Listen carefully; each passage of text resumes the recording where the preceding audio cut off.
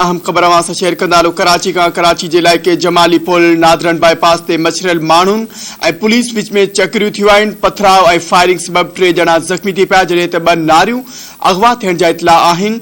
मुबैना तौर अगवा थियल नारियुनि जे वारसनि पारां एहतिजाजी मुज़ाहिरो कयो पियो वञे। वारसनि जो चवणु आहे त कुझु डंडा बरदार माण्हुनि हमलो करे संदन 2 न्याणियुनि खे अगवा कयो आहे। ॿिए पासे पुलिस सां चक्रीन दौरान पत्थर ऐं डंडा लॻण सबबि 3 ॼणा ज़ख़्मी थी पिया, जिन खे अस्पताल मुंतकिल कयो वियो आहे। ख़बर अवां सां हिकु ॿीहर शेयर कंदा हलूं या ब्रेकिंग न्यूज़ अवां सां शेयर कंदा हलूं। कराची जे इलाइक़े जमाली पुल नादरन बाईपास ते मछरियल माण्हुनि ऐं पुलिस विच में चकरियूं थियूं आहिनि। पथराव ऐं फायरिंग सबबि 3 ॼणा ज़ख़्मी थी पिया, जॾहिं त 2 नारियूं अगवा थियण जा इतला मिलिया आहिनि। मुबैना तौर अगवा थियल नारियुनि जे वारसनि पारां एहतिजाजी मुज़ाहिरो कयो पियो वञे। वारसनि जो चवणु आहे त कुझु डंडा बरदार माण्हुनि हमलो करे संदन 2 न्याणियुनि खे अगवा कयो आहे। ॿिए पासे पुलिस सां चकरिन दौरान पत्थर ऐं डंडा लॻण सबबि 3 ॼणा ज़ख़्मी थी पिया, जिन खे अस्पताल मुंतकिल कयो वियो आहे।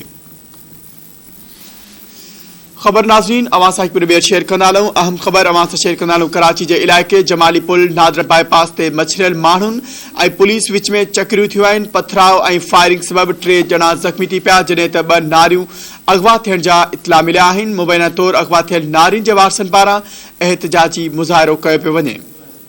वारसनि जो चवणु आहे त कुझु डंडा बरदार माण्हुनि हमलो करे संदन 2 न्याणियुनि खे अगवा कयो आहे।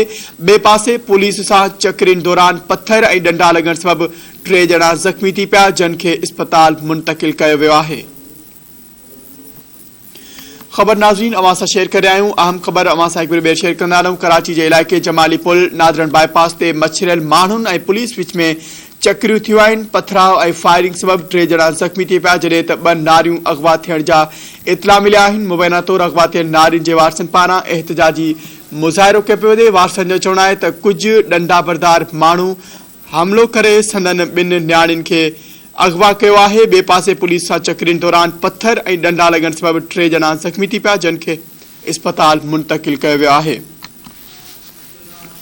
इन हवाले सां वधीक तफ़सील मालूम कंदासीं। ब्यूरो चीफ कराची अब्दुल्ला सोलंकी असां सां लाइन ते मौजूद आहे। जी अब्दुल्ला, आगाह कजो, कराची जे इलाइक़े जमाली पुल ऐं ॿियनि हंधनि ते बि पथराव कयो पियो वञे, एहतिजाजी धरना लॻल आहिनि, छा तफ़सील आहिनि अवां वटि? जी बिल्कुलु, मंज़ूर कराची जे मुख़्तलिफ़ में जेके वॻोड़ आहिनि उहे जेको आहे जारी आहिनि, जिन त कराची ख़ासि तौर ते सुराग ॻोठ वारे इलाइक़े में जिते एहतिजाज जारी हुयो, जंहिंखां पोइ रेंजर्स ऐं पुलिस ख़ासि तौर ते कानून कंदड़ इदारनि हुते ऑपरेशन शुरू कयो, हुन खां पोइ जेको आहे उहो ख़तमु कयो आहे। पर हुन बावजूदि केतिरनि ई इलाइक़नि में जिते सिंध सिंधी ख़ासि तौर ते इलाइक़ा आहिनि हुते जेको आहे वॻोड़नि पंहिंजा कमु शुरू कंदे जेको आहे हुते बदमाशी कंदे केतिरनि ई जेको आहे औरतुनि खे ऐं ॿारनि खे जेको हैरासमेंट कयो आहे। जॾहिं त इहे पिण इतला अचनि पिया त कराची जमाली पुल जेको आहे उतां लॻ जेके झूपड़ियुनि वारा जेके सिंधी वसंदी इलाइक़ा आहिनि, उन्हनि झूपड़ियुनि में जेको आहे सो हुते हुन शरपसतन हमलो कयो ऐं हुन खां पोइ उतां जेका औरतूं जेके आहिनि उन्हनि खे खणी विया आहिनि। जेके हिंदू नारियूं आहिनि जेके उते वेठल झूपड़ियुनि में जेके औरतूं आहिनि खंभे विया आहिनि ऐं हिन वक़्तु ताईं जेको आहे हुननि जो बाज़ाबी वारो या जेको हुनजे रिकवरी वारो को बि ॾस पतो न मिली सघियो आहे। ॿिए तरफ़ पुलिस पंहिंजो इहो मुख अख़्तियार कयो आहे त हिन वक़्तु ताईं जेको आहे उहो वाज़ाह न थी सघियो आहे त उहे औरतूं केरु आहिनि ऐं खणी विया आहिनि। पर जेको आहे औरतुनि जा जेके वारस आहिनि उते जुगियुनि में वेठल उन्हनि पिण जेको आहे एहतिजाज रिकॉर्ड कयो आहे। जंहिं ॿार ख़ासि तौर ते जेको MN रोड आहे उन ते पिण एहतिजाज करण चयो आहे त असांजी जेको औरतूं खणी विया आहिनि उन्हनि खे बाज़ाब करायो वञे। ॿिए तरफ़ मुख़्तलिफ़ इलाइक़नि में जेको हिन वक़्तु जी भञ ऐं फायरिंग वारो जेको सिलसिलो आहे उहो जारी आहे। ॿिए तरफ़ कराची पुलिस चीफ जो मौक़िफ़ इहो आयो आहे त कराची जे मुख़्तलिफ़ इलाइक़नि में जेके एहतिजाज आहे उहे ख़तमु कया विया आहिनि, पर जेके चकरियूं हलनि पियूं उहे पिण जेको ख़तमु थी वियूं। हिन वक़्तु जेको आहे सूरत हाल कंट्रोल में आहे, पर उनजे बर्क्स ॾिठो वञे त हिन वक़्तु कराची जे अंदरि ख़ासि तौर ते सोराब ॻोठ ते सूरत हाल कंट्रोल खां ॿाहिरि आहे। जी अब्दुल्ला, आगाह कजां हलो त जेके 2 नीगरियूं ॿुधाए वञे पियो जेके अगवा थी वियूं आहिनि, गुम थियल आहिनि, छा बि आहे, इन जूं उमिरियूं छा ॿुधायूं वञनि थियूं? ॾिसो, जेके उन्हनि जा वालिदेन आहिनि गर्भवती आहिनि उहे ॿुधाइनि पिया त जेके नींगरियूं आहिनि उहे हिकु 16 साल जी ॿुधाई पवंदी, ॿी 19 साल जी ॿुधाई पवंदी।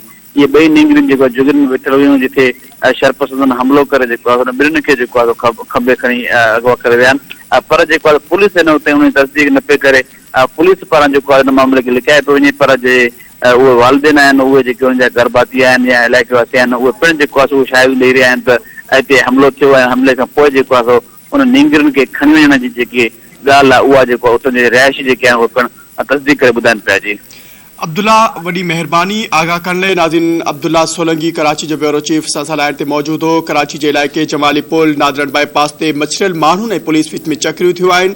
पथराव ऐं फायरिंग सबबि 3 ॼणा ज़ख़्मी थी पिया आहिनि, जॾहिं त 2 नारियूं अगवा थियण जा इतला मिलिया आहिनि। मुबैना तौरु अगवा थियल नारियुनि जे वारसनि पारां एहतिजाजी मुज़ाहिरो कयो पियो वञे।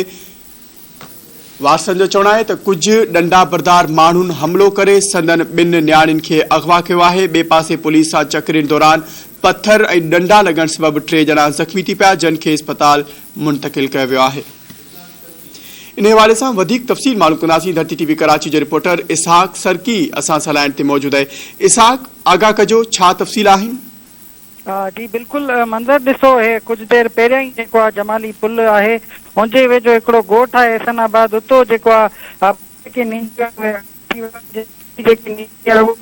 हिंदू ॿुधाए वञे, ॿी जेकी निंगरी मुसलमान बि ॿुधाए वञे। हिकिड़ी जेकी निंगरी आहे हुनजी उमिरि 14 साल ऐं ॿी जी उमिरि 16 साल बि ॿुधाई वञे। हुन खां पोइ वारसनि पारां जेको आहे एहसनाबाद वारे मेन एहतिजाजी मुज़ाहिरो कयो वियो। हुनमें उन्हनि जो इहो ई चवणु आहे त जेके असांजूं नियाणियूं अगवा थियल आहिनि उन्हनि खे जेको आहे सिंध हुकूमत जल्द खां जल्द आज़ादु कराए ऐं वारसनि पारां एहतिजाजी मुज़ाहिरो करे टायर साड़िया विया आहिनि। उन्हनि जो इहो ई मुतालबो आहे त जेके असांजूं निंगरियूं अगवा थियूं आहिनि उन्हनि खे आज़ादु करायो वञे।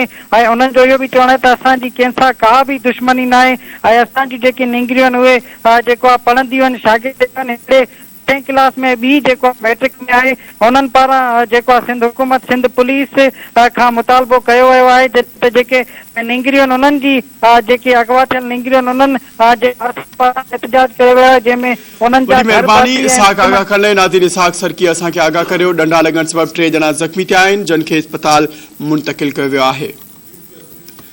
ख़बर नाज़रीन, अवां सां हिकु भेरो शेयर कंदा हलूं। कराची जे इलाइक़े जमाली पुल नादरन बाईपास ते मछरियल माण्हुनि ऐं पुलिस विच में चकरियूं थियूं आहिनि। पथराव ऐं फायरिंग सबबि 3 ॼणा ज़ख़्मी थी पिया, जिन खे इस्पताल मुंतक़िल कयो वियो आहे। ॿुधायो वञे पियो 2 नारियूं अगवा थियण जा इतला आहिनि। मुबैना तौरु अगवा थियल नारियुनि जे वारसनि पारां एहतिजाजी मुज़ाहिरो कयो पियो वञे। वारसनि जो चवणु आहे त कुझु डंडा बरदार माण्हुनि हमिलो करे संदन 2 न्याणियुनि खे अगवा कयो आहे। ॿिए पासे पुलिस सां चकरियुनि दौरान पत्थर ऐं डंडा लॻण सबबि 3 ॼणा ज़ख़्मी थी पिया, जिन खे इस्पताल मुंतक़िल कयो वियो आहे। ख़बर नाज़रीन, अवां सां हिकु भेरो शेयर कंदा हलूं। कराची जे इलाइक़े जमाली पुल नादरन बाईपास ते मछरियल माण्हुनि ऐं पुलिस में चकरियूं थियूं आहिनि। पथराव में फायरिंग सबबि 3 ॼणा ज़ख़्मी थी पिया, जॾहिं त 2 नारियूं अगवा थियण जा इतला मिलिया आहिनि। मुबैना तौरु अगवा थियल नारियुनि जे वारसनि पारां एहतिजाजी मुज़ाहिरो कयो पियो वञे। वारसनि जो चवणु आहे त कुझु डंडा बरदार माण्हुनि हमिलो करे संदन 2 न्याणियुनि खे अगवा कयो आहे।